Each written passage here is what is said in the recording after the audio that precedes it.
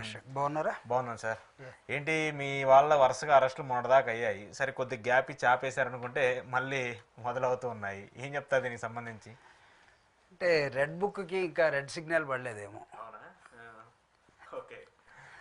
Red బుక్కి red signal వేస్తే అప్పుడు ఆగిపోతాయేమో చూడాలి. ఓకే. ప్రజాస్వామ్యాన్ని అపహాస్యం చేసే విధంగా మానవ హక్కుల్ని ఎప్పుడో ఎక్కడో ఎవరో ఏదో అన్నారని దాన్ని కొత్తగా చూయించేసుకొని కళ్ళలోకి వచ్చినట్టుగా, లేదా మేము ఎప్పుడో రాసుకున్న వాళ్ళని ఏదేమైనా సరే మేము ఖచ్చితంగా వాళ్ళని జైలుకి పంపిస్తాం.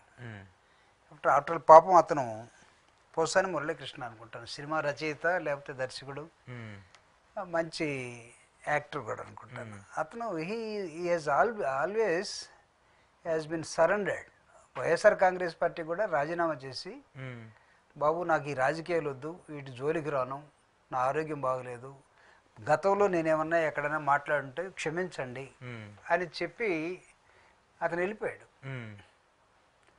అంటే సరెండర్ అయిపోయినటువంటి వాడిని నార్మల్గా యుద్ధ నీతిలో, అంటే ప్రభుత్వం నిజంగా ఒక ప్రజల కోసం ఉన్నట్లయితే, అంటే శత్రు వైరుధ్యం మాత్రమే ఉంది మాకు, మిత్ర వైరుధ్యం అనేది మా దృష్టిలో లేదు అని అనుకుంటే మనం ఏం చేయలేం.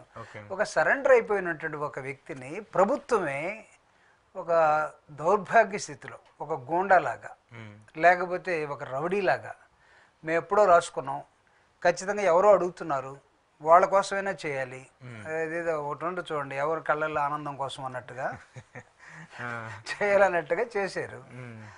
చేస్తే ఇప్పుడు ఏమవుతుందంటే చెప్పనా, పోసాని మురళీకృష్ణ అరెస్టు ఒక న్యూస్గా తయారైంది. ఎందుకు తయారైందంటే not because of YSR Congress party వాళ్ళు సపోర్ట్ చేస్తూ ఉన్నారు, లేకపోతే తెలుగుదేశం వాళ్ళు కోరుకుంటున్నారు, ఇది కాదు.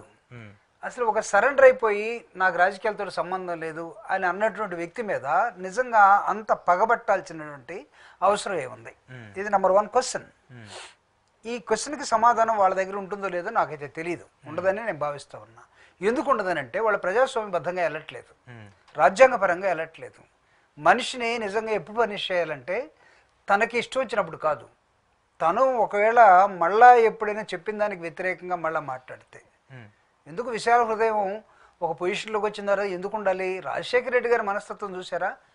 ఆయన రాజకీయాల్లోకి వచ్చిన తర్వాత, ఆయన కింద నుంచి పైదాకా వచ్చి ముఖ్యమంత్రి అయిన తర్వాత కోపం అనే నరం తెగిపోయింది అన్నాడు.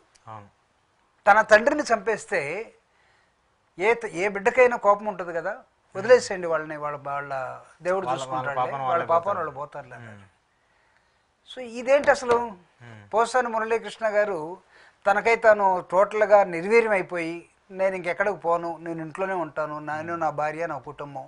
I think if I remembered correctly ఆయన ప్రెస్ మీట్ అంతా కూడా ఇదే నేను విన్నాను. నేను నా కుటుంబం, నా భార్య, నా సినిమా ఏమంటే చేసుకుంటాను, నేను ఎవరు జోలిపోను, ఏమైనా గతంలో మాట్లాడంటే తప్పు అయిపోయింది క్షమించండి అని వదిలేశాడు. క్షమించండి అని వదిలేసినటువంటి వ్యక్తిని కూడా మీరు నిర్దాక్షిణంగా దౌర్జన్యంగా లాక్కెళ్ళి ఇప్పుడు అతనికి హార్ట్ అటాక్. నిన్న రాత్రి నుంచి రాజంపేట సబ్ జైల్లో హార్ట్ అటాక్ అంటే ఇప్పుడు కడప రిమ్స్కి అతనే ట్రాన్స్ఫర్ చేసినట్టుగా లేదా పంపినట్టుగా తెలుస్తోంది. కడప రిమ్స్లో ఏముంటాయండి? ఏ పెద్ద ఫెసిలిటీస్ ఏముంటాయి? కాబట్టి ఈ suppose to be I mean refer to the Hyderabad or Bengaluru, ఏదో ప్లేస్ పంపించాల్సిన అవసరం ఉంది. అంటే మీకు హాస్పిటలైజ్ అయినటువంటి ఒక వ్యక్తిని అంతకుముందు గొంతు ఆపరేషన్ చేయించుకొని టాబ్లెట్లు మింగుతూ రేపో ఎల్లుండో ఎంఆర్ఐకి పోవాల్సినటువంటి హీఈస్ అండర్ టెస్ట్. ఆ బాడీ అనే మిషన్ టెస్ట్లో ఉంది అతనికి, చాలా వీక్గా ఉన్నాడు, ఏదో ఉంది అతనికి ప్రాబ్లం ఉంది. ఆ టెస్ట్లకు వెళ్ళే అవకాశం కూడా ఇవ్వకుండా మీరు అర్ధరాత్రి లాక్కొని వెళ్ళిపోయారు. ఈ సంథింగ్ వెంట్ రాంగ్. మురళీకృష్ణ అతని పోచానికి సంథింగ్ వెంట్ రాంగ్. దేవుడిని కోరుకుందాం, అలా అతనికి ఏం కాకూడదని కోరుకుందాం, ప్రభుత్వానికి ఆయన వల్ల చెడ్డ పేరు రాకూడదని కూడా కోరుకుందాం. అలాంటివి ఉన్నాయా అంటే ఒకవేళ జరగచ్చు, చెప్పలేం కదా. ఇప్పుడు హార్ట్ ప్రాబ్లం వచ్చినప్పుడు అతను డిప్రెషన్, ఎంత డిప్రెషన్లోకి వెళ్ళి ఉంటాడో, లేకపోతే అతనికి ఉన్నటువంటి హార్ట్ కండిషన్ ఏంటో, పల్సర్ రేట్ ఏంటో, బీపీ ఏంటో, షుగర్ ఏంటో, అతనికి ఉన్నటువంటి డిప్రెషన్ ఎక్కడుందో, ఇవన్నీ దిస్ ఆర్ ఆల్ హార్ట్ మీద పనిచేస్తూ ఉంటే అతను ఈ కెనాట్ టాలరేట్ కదా. నువ్వు గోల్డెన్ అవర్లో నువ్వు హాస్పిటల్ తీసుకెళ్ళకపోతే ఆ ప్రాబ్లం ఉన్నటువంటి వాళ్ళని వితిన్ 3-4 అవర్స్లో కానీ నువ్వు హాస్పిటల్ చేయకపోతే ఐ థింక్ టోటల్గా అతను ఒకవేళ పొరపాటున బతికున్నా సరే లాభం లేనటువంటి లెక్క. అంటే ఎవడివ్వాలి ఈ లైఫ్? అంటే మీ కక్షలకి మీ కార్పణ్యాలకి గతంలో మిమ్మల్ని ఎవరో తిట్టారని ఏదో అన్నారని మీరు ఇంత కక్ష పెట్టుకున్నారు. మీరు ఎప్పుడు ఎవరిని ఈ 40 సంవత్సరాల రాజకీయ జీవితంలో ఎవరిని అనలేదా? ఎందుకంటే చాలాసార్లు అన్నారు కదా, ప్రెస్ మీట్లు పెట్టి సభల్లో చాలాసార్లు అవి మీకు వర్తించవా? నేను అడుగుతున్నాను. మీరు ఛాలెంజ్ చేసినటువంటివి, బూతులు తిట్టినటువంటివి, మీరు కుటుంబాలను తిట్టినటువంటివి, ఒక విధంగా చెప్పాలంటే ముఖ్యమంత్రిగా ఉన్న జగన్మోహన్ రెడ్డి గారిని